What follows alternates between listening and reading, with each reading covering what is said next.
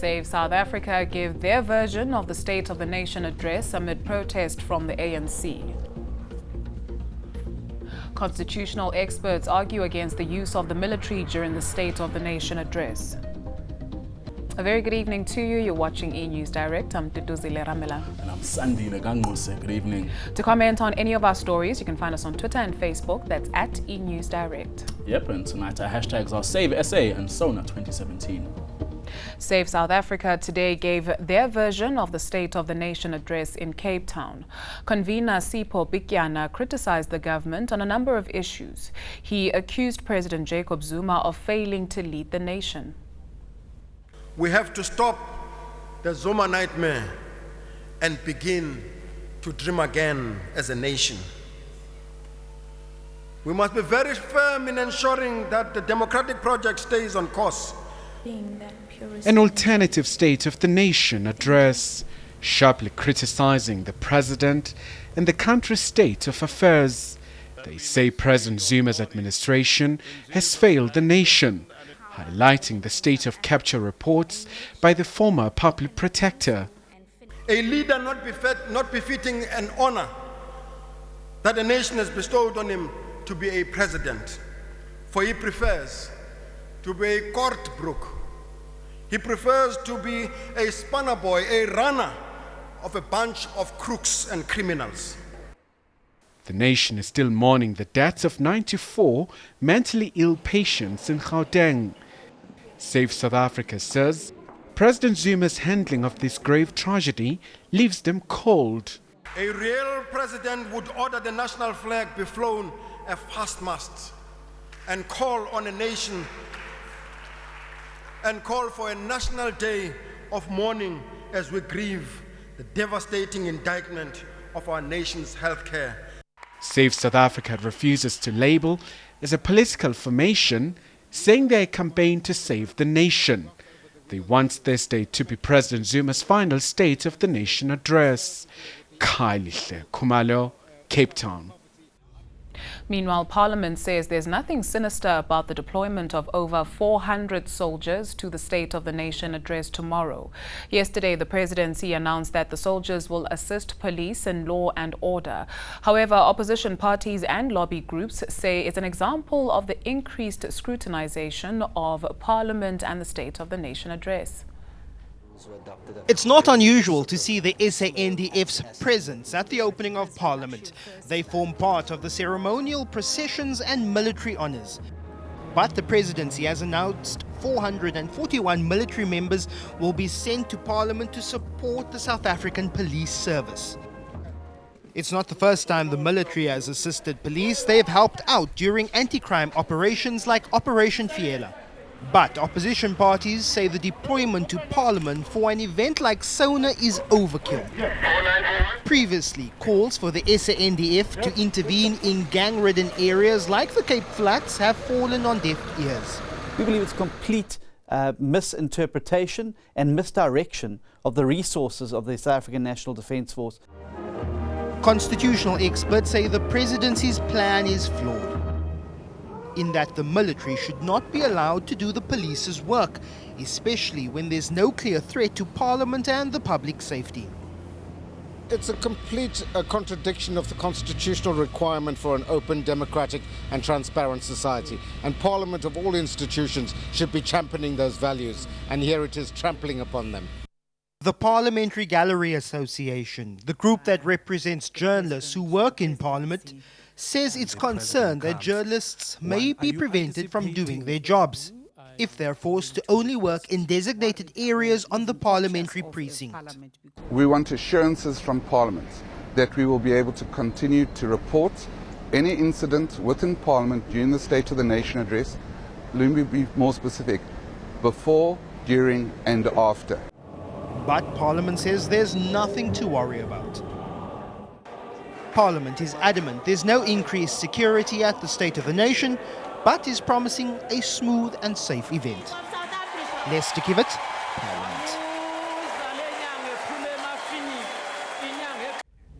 Now, is South Africa ready for a female president? Well, Xhosa King Mpendulo Zwelonke Sitawu doesn't seem to think so. He's reportedly telling presidential hopeful Nkosazana Dlamini Zuma that women are too sensitive to lead the country.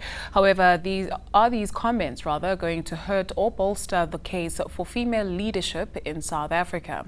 And just how reflective are they of the views of ordinary people?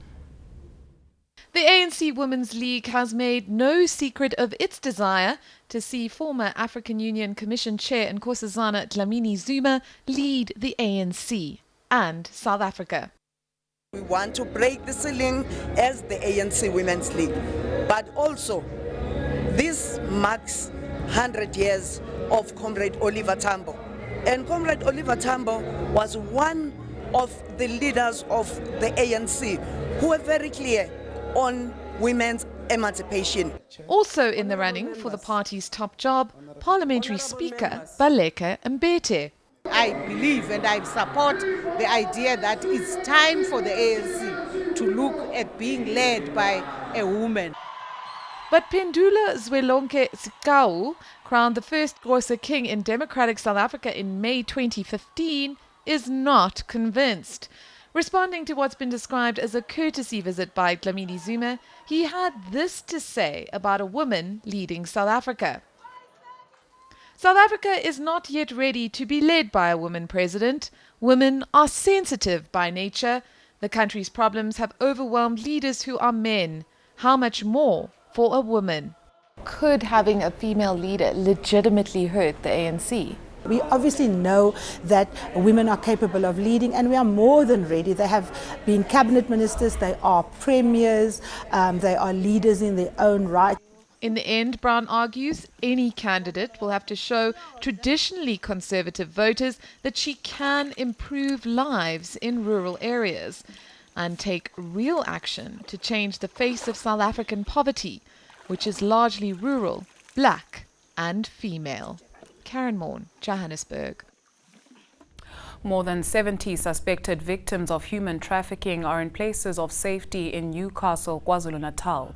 They were brought from Lesotho and Swaziland to work at a clothing factory. It's alleged the owners paid them 100 rand for 2 weeks of work. A Hawks raid has closed the factory, freeing the workers. This clothing factory looks no different to the many others in Newcastle. But inside these walls, 72 foreigners were allegedly held against their will. They claim to have been lured here under the pretense of well-paying jobs. They were paid 100 rand for 2 weeks of work, despite a grueling 15-hour day. And I told her that I am not feeling comfortable where I'm working, and all the things which you promised me, it was a false information. Then I told my boss that I want to go back home. Then she refused to let me go back. Then that's what happened. I continue working by force. There was nothing I can do because the dogs was locked, everything was tight, even the security. A Hawks raid freed them last week. They've arrested 5 people, including the business owner. The owner of the building has been renting it out for a year. He's refused to grant us an on-camera interview, but he says nothing about the tenant seemed amiss. Allegations of trafficking come as no surprise to one labor union. It is so hard now for the local people to get employment because the employers in the area, they intend to exploit the illegal immigrant. But the key question is, how do they get through to our boundaries? The suspects will appear in court again on Friday. Desan Tathia, Newcastle, KwaZulu-Natal. Mining houses operating in Gauteng's West Rand are under pressure to employ more people from local communities. Community leaders with officials from Anglo Gold Ashanti met with officials from Anglo Gold Ashanti in Carltonville today. They want the company to make a plan to employ no less than 3,000 locals. Each and every person here is unemployed. They've spent nearly 4 hours as their community leaders met with officials from Anglo Gold Ashanti. Most of them came with their CVs ready to hand over to mine bosses, while some sat quietly For others, the wait was just too much. This man says as locals, they feel left out. Sizabalazela into yomsebenzi nxa ukuthi asisebenzi sibaninzi apha eMirafo City. Sidala sibacela bangasiva sabona ukuthi masime ngeenyawo. 4 hours later, there is some news.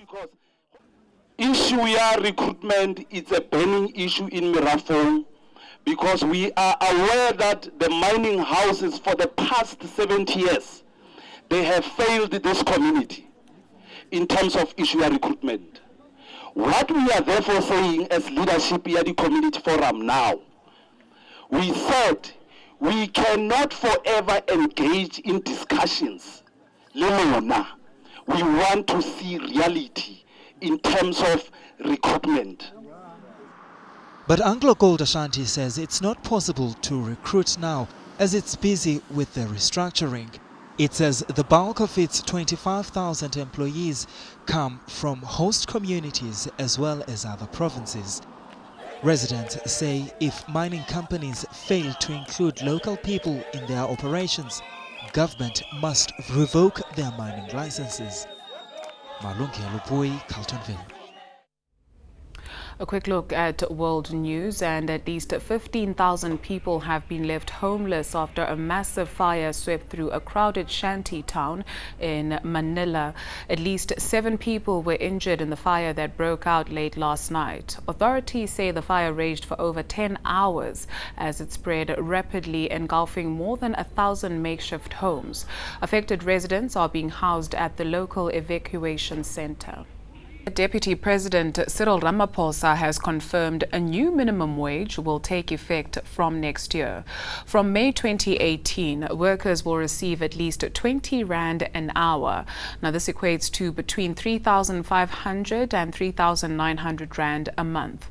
Ramaphosa has stressed that this is not yet a living wage, but it is a start. The deal was agreed to by representatives from government, business and labor. However, COSATU is yet to sign. The Union Federation has asked for time to consult. And a self-proclaimed pastor from Soshanguve in Pretoria is feeding his congregants water laced with Ratex. Ratex is a deadly poison used to kill rats and mice. During a service, Prophet Light Monyeki of Grace Living Hope Ministries dropped the pellets into a bottle of water. He then took a sip before passing the bottle around. Monyeki told those gathered that drinking poison is a demonstration of their faith and that death has no power over them. Congregants allegedly voluntarily rushed to the front to drink the deadly poison. If you've missed any of the stories we're tracking for you tonight, you can catch us on Twitter and Facebook. That's at eNews Direct, or you can head on over to our website. That's enca.com/direct. Your business news and your weather details after this.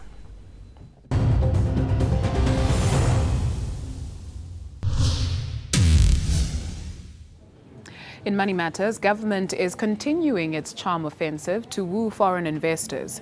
Minister in the presidency, Jeff Radebe, says the economy is stable and growing. He was addressing the Invest Africa conference in Cape Town ahead of the State of the Nation address tomorrow.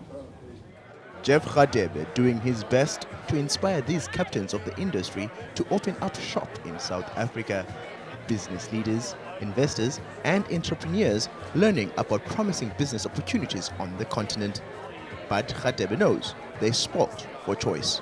The decisions that the cabinet has taken, in fact the country as a whole, in terms of attracting investment into the oceans economy in all the areas of mining and so on, indicates that we as South Africa, we are ready for foreign direct investment. So that's why the investors here are assured that because we work together with the private sector, organized labor and all stakeholders to build this economy of our dreams.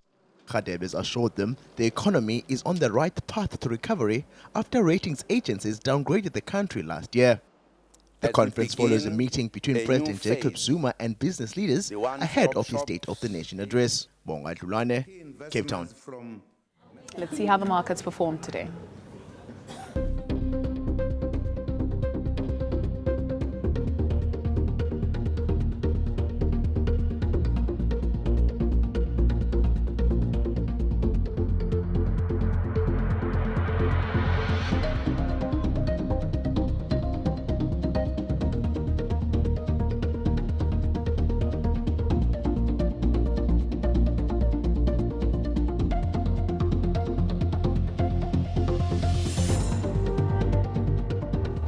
Here's Louis with all your weather details.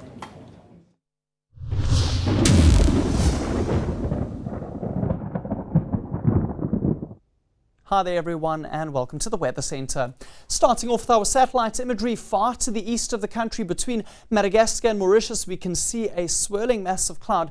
That's Tropical Storm Carlos. It's brought gusty conditions and heavy rainfall to both Reunion and Mauritius over the last few days. And although the storm is going to intensify a little bit in the next couple of days, it's going to move to the south and away from those islands.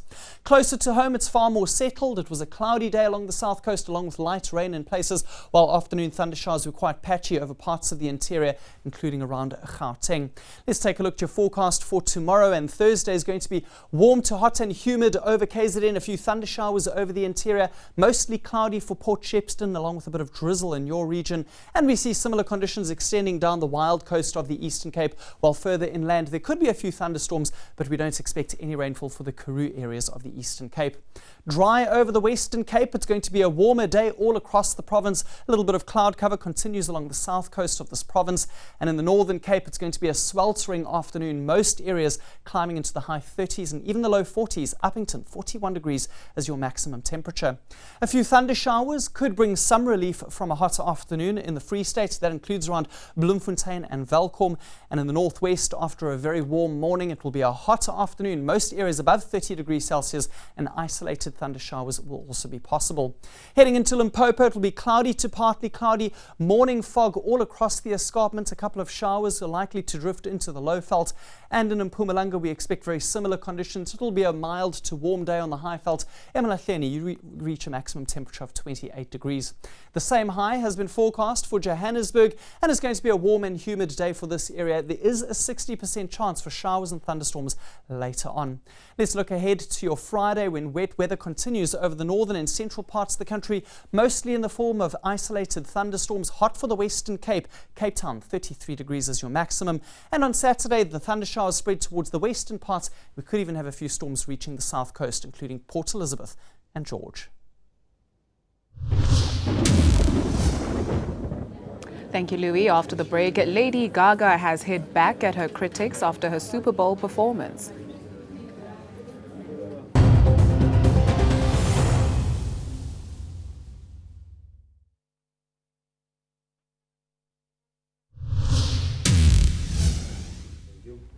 Lady Gaga has some tough words for her critics. Yep, and Mikasa's J Something is hiring. Here's a wrap of your entertainment news. Lady Gaga has hit back at those who body shamed her during last weekend's Super Bowl. The pop star was the headline act for the traditional halftime show. Many praised her for delivering a spectacular and energetic performance, but some viewers took to Twitter accusing her of having a potbelly. Gaga has now responded to the comments with this Instagram post in which she says she's proud of her body. The outspoken artist has previously admitted to battling with bulimia and anorexia. And back home, if you'd like to work for J Something, then now is the perfect time to act. The Mikasa frontman is looking for people who want to be part of his new venture, a restaurant, Something's Cooking by Jay. He posted this job advert on his Instagram page just days after announcing plans to open the eatery. It's set to open in April in Menlyn, Pretoria.